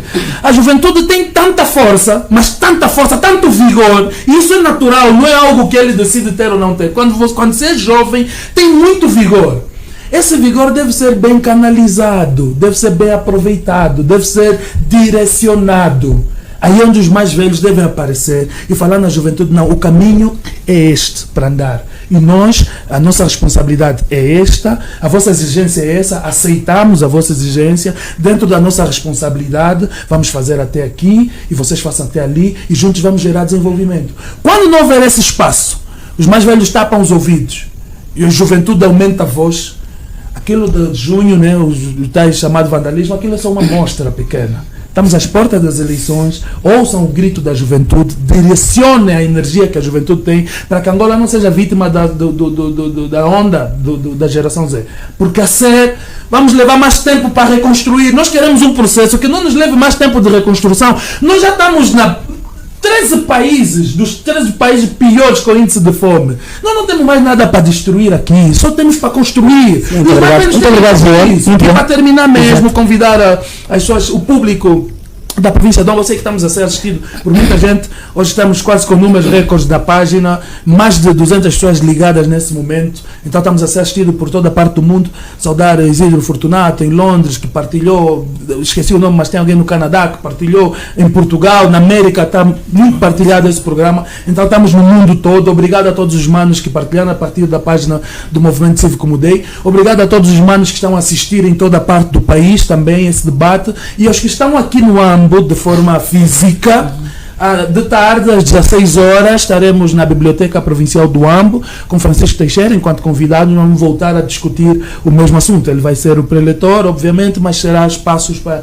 intervenção da sala. Vamos discutir a juventude nesses 50 anos e também convidar já oficialmente o diretor para estar connosco, se a agenda permitir, e todos os jovens que estão na província do Ambo para mais tarde continuarmos esse tema, já que 2 horas de rádio pareceu não ser suficiente para tanto que tem que se falar para a juventude. Muito obrigado.